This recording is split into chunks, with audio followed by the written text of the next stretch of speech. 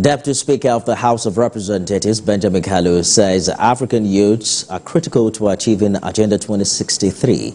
Also at this year's African Youth Day, Nigeria's Minister of Youth Development tasks young people in the country to be the change they desire. National Assembly correspondent Joke Adisa reports.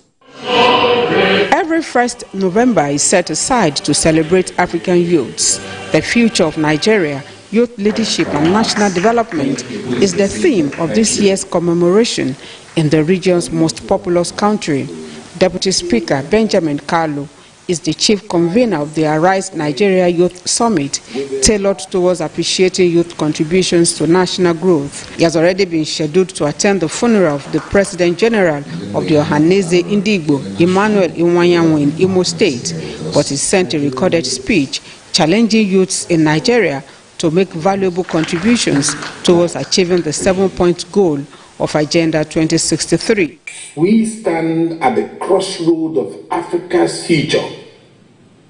The successful implementation of Agenda 2063 will depend on how well we invest in our youth and how well our youth present themselves to be invested in. The Minister of Youth Development, Ayodele Olawande, says the government is committed to empowering the youths. He says the administration of President Bola Tinubu remains dedicated to creating pathways for youths. We urge you to make use of the government programs designed specifically to unlock potentials. Take, for example, our Companion Initiative. Other speakers said the development of the African continent lies in the youths and encourage them to be bold, visionary, and continue to work together for the good of the society. Our young people are not only leaders of tomorrow, they are the driving force of today. They are the thinkers, innovators, creators, and change makers capable of leading Africa. We are here because we believe that the Nigerian youth represent a gold mine of untapped potentials. The idea is quite the same like other organizations here today present, is to groom the next generation of democratic leaders by not only teaching them about public speaking, project management, negotiation skills, but also about democratic values. Agenda 2063 aims to attain a prosperous Africa based on inclusive growth and sustainable development. Joke Adisa, TVC News, Abuja. Zamfara State Government has established a mental health and psychosocial center to address trauma and other related issues for victims of armed bandits attack, kidnappings, drugs and substance abuse. Theophilus Darifai has details and will return with business news. Thousands of families in Zamfara State have experienced one form of bandits attack or another within the nearly 2 decades of activities of armed bandits and kidnappers in the region. The sad development has forced many to abandon their ancestral homes and take refuge in safer areas. However, experts say such experiences might cause trauma and psychological problems. To address the issue, Zamfara State Government, in collaboration with the World Health Organization, inaugurates a mental health and psychosocial program to help victims of armed banditry and drug abuse. Zamfara State is is one of the states that suffers a lot of insecurity. And we also have a lot of rising incidences of substance and drug abuses.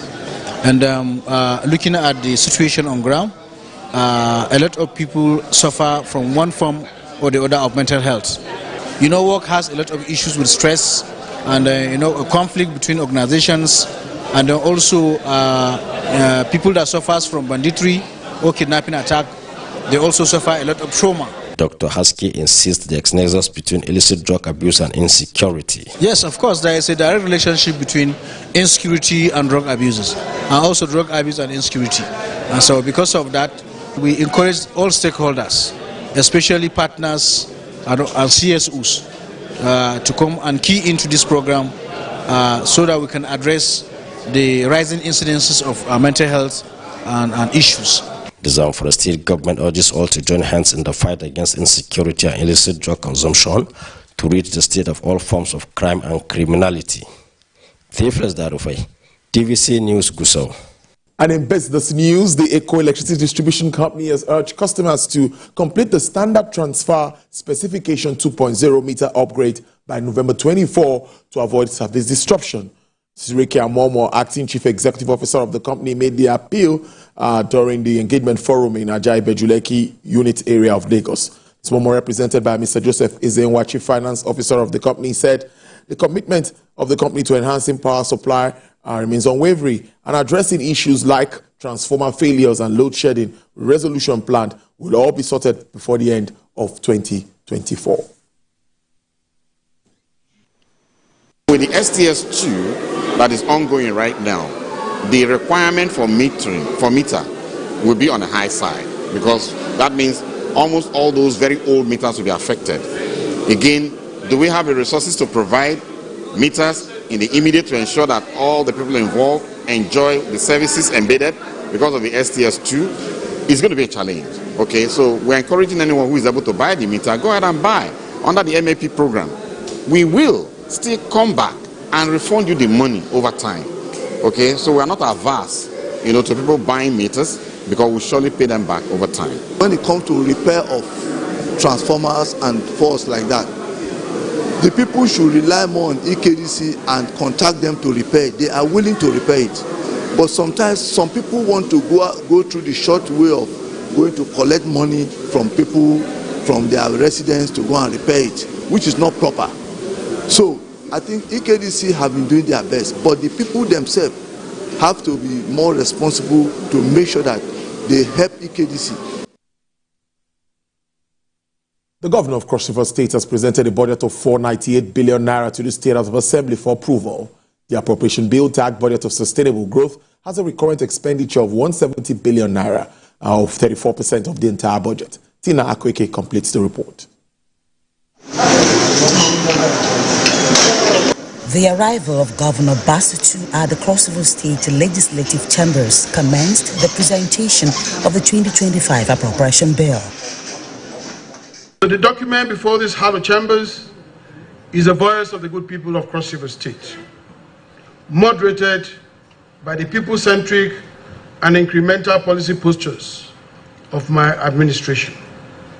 It is therefore in the spirit of the shared values of commitment, stewardship, and communal prosperity that I present the 2025 Cross River State Income and Expenditure Forecast. The budget focuses heavily on capital projects aimed at fostering long-term economic development and infrastructure improvement across the state.